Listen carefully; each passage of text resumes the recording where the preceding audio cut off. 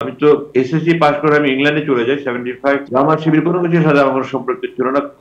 আনুষ্ঠানিক অনানুষ্ঠানিক কোনো রকমের কোনো সম্পর্ক ছিল না। তারা আশঙ্কা করে যে আমি হয়তো জামাতের আমির হব। আমি যদি জামাতের আমির হই, জামাতের মধ্যে প্রাণ সঞ্চার হবে এবং আজীবন আমি ভারতের বিরুদ্ধে আমি খুব ক্ষুব্ধ ছিলাম। আমি ভারতকে কখনো বন্ধু হিসেবে দেখি এবং আমার বাবাও কিন্তু সাক্ষাৎকারে বলেছেন যে 1971 সালে আওয়ামী লীগ যদি ভারতের সাহায্য নিয়ে যুদ্ধ না করতো, আমরা মুক্তিযুদ্ধে যোগদান করতাম। ভারত আমাদেরকে সাহায্য করেছে তিনটা কারণে উনি বলেছিলেন। এক নম্বর, আপনার তো জামাতের সাথে আপনার কোনো সম্পর্ক নাই এখন, রাইট? না, আমার কোনো দিন সম্পর্ক ছিল না, এখনো সম্পর্ক নেই আমার। আমি কোনো রকমের কোনো রাজনৈতিক সম্পৃক্ত নই। আপনি কি আপনার জীবনে এবং জি, আপনি কি কখনো জামাতের কোনো সদস্যশিপ বা কোনোভাবে সম্পৃক্ত ছিলেন? না, আমি কোনোদিন না। ছাত্র জীবনে আমি কোনো কিছু সম্পৃক্ত ছিলাম না।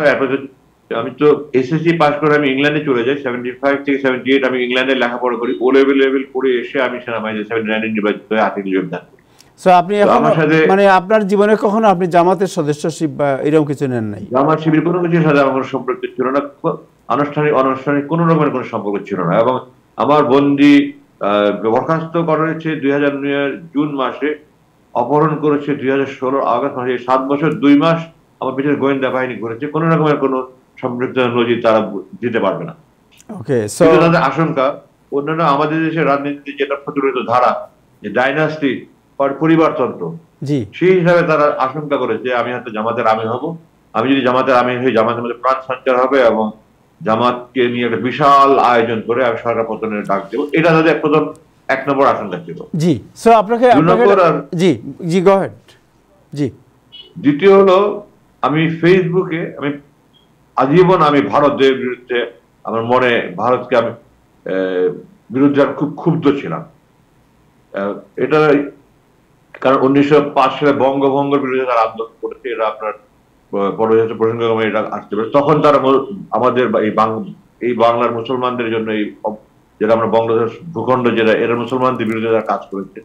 1947 থেকে নিয়ে শুরু করে তারা যা করেছে, 1971 যা করেছে এবং স্বাধীনতা পরবর্তী যা করেছে, আমি ভারতকে কখনো বন্ধু হিসেবে দেখি। এছাড়া 30 বছর সেনাবাহিনীর চাকরিতে আমাদেরকে ভারতকে বন্ধু হিসেবে শেখায়নি। আমাদের দুটো বই আছে, আমরা বই দুটার মানে বইটার নাম হলো উলফল্যান্ড আর্মি।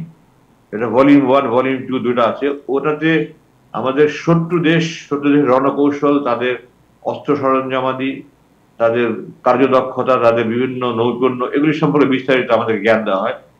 ভারতকে সামনে রেখে বইটা লেখা হয়। তো আমি বলেছি যে সেনাবাহিনী 30 বছর আমাকে ভারতকে বন্ধু হিসেবে শেখায়নি এবং আমি স্বাধীনতার পর থেকে ভারতকে বন্ধু হিসেবে পাইনি। এবং আমার বাবাও কিন্তু সাক্ষাৎকারে বলেছেন যে 1971 সালে আওয়ামী লীগ যদি ভারতের সাহায্য নিয়ে যুদ্ধ না করতো, আমরা মুক্তিযুদ্ধে যোগদান করতাম। এবং উনি 3টা কারণ স্পষ্টভাবে উল্লেখ করেছিলেন কেন ভারত আমাদের যে বন্ধু নয়। উনি 3টা কারণ বলেছেন। একটা কারণ হলো, ভারত আমাদেরকে সাহায্য করেছে 3টা কারণ উনি বলেছিলেন। 1 নম্বর হলো, এই এলাকায় ভারতের সম্প্রসারণবাদী নীতি, আধিপত্যবাদী তাদের যে মানসিকতা, এগুলোর প্রধান অন্তরায় ছিল পাকিস্তানকে ভেঙে টুকরা করা। দ্বিতীয়ত, বাংলাদেশের এত বিশাল জনগোষ্ঠী, এটাকে ভারতের পণ্যের বাজার বানানো। এবং তৃতীয়ত, একটা তাবেদার সরকার বসানো। এই 53 বছর আমার বাবা যেই জিনিসটা দূরদৃষ্টি নিয়ে দেখতে পেরেছেন, আপনারা গত 15-16 বছরের শাসনামলে দেখতে পেয়েছেন যে শতভাগ সত্য। 71 সালে পাকিস্তান ভেঙেছে, পর্যায়ক্রমে তারা এখন বাংলাদেশের বাজারে ভারতের পণ্যের সয়লাভ।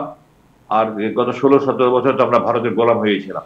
আমি সেনাবাহিনীতে এই জন্য সারা জীবন আমি মনে মনে ভারতকে কখনো বন্ধু হিসেবে নিতে পারিনি। এবং আমি যখন শপথ নিয়েছি যে স্বাধীনতা সার্বভৌমত্ব অখণ্ডতা রক্ষার জন্য আমি আমার জীবন দিব, আল্লাহর নাম নিয়ে শপথ করি। আমরা আমাদের কমিশনিং এর সময়, আমাদের যে কমিশনিং এর আগে কুচকাওয়াজ, আমরা পাসিং আউট প্যারেড করি, সেই প্যারেডে আমাদেরকে পরম করুণাময় আল্লাহর নামে শপথ করেছি বলে শপথ করতে হয়। আমাদের আওয়াজ করে চিৎকার করে করে শপথ করতে হয়। তো আমি যে দেশের স্বাধীনতা সার্বভৌমত্ব অখণ্ডতার নাম নিয়ে শপথ করেছি, এই দেশের জন্য আমার প্রাণের আবেগ, প্রাণের মায়া, আবেগ, এগুলো তো অবশ্যই থাকা স্বাভাবিক। আর যখন দেখছি আমার ভারত আমার সাথে শত্রুসুর আচরণ করছে, আমার সারা জীবন খুব কষ্ট হয়েছে। কিন্তু চাকরি করি বলে প্রকাশ করার সুযোগ হয়নি। 2009 চাকরিতে বরখাস্ত করার পর থেকে আমি ফেসবুকে ভারতের প্রতি খুব সোচ্চার ছিলাম। ভারতের যে কোনো কর্মকাণ্ডে আমার বোন ফেলানিকে তার গুলি করে তার কাছে ঝুলিয়ে রেখেছে, 2 দিন পর বর্ডারে হত্যা করছে, তারা সমস্ত নদীগুলোতে তারা আপনার আন্তর্জাতিক আইন ভঙ্গ করে তারা বাঁধ দিয়ে রেখেছে। আমাদের যখন বন্যা বৃষ্টিকাল বর্ষাকালে তারা বাঁধ করে দিয়ে আমাদের বন্যা করছে, আপনারা কয়েকদিন আগে দেখেছেন। এবং শীত মৌসুমে তারা বাঁধ আটকে রেখে আমাদের খরা বানিয়ে দিচ্ছে, তারা তারকারা বেড়ে দিয়ে আমাদের ঘিরে রেখেছে, ওয়াচ টাওয়ার করেছে। এই সমস্ত কারণে আমি খুব ক্ষুব্ধ ছিলাম। ফেসবুকে আমি ভারতের বিরুদ্ধে খুব সোচ্চার ছিলাম। ভারত বিরোধিতা আপনার অন্যতম একটা কারণ ছিল, ভারত বিরোধিতা, এবং আপনার আব্বার যে লিগেসি, এই লিগেসিকে আপনি ধারণ করেছিলেন। That could be one of the reason. এই দুটাই মূল কারণ যে আমি 1 নম্বর ভারতের বিরুদ্ধে খুব সোচ্চার, এবং আমার বাবার পৈতৃক পরিচয়, আমি জামাতের আমির হয়ে সরকার পতন ঘটাবে দিবে এবং ভারতের পছন্দের সরকার থাকতে পারবে না, এই আশঙ্কার সমন্বয়ে তারা আমাকে আটকে। ওকে।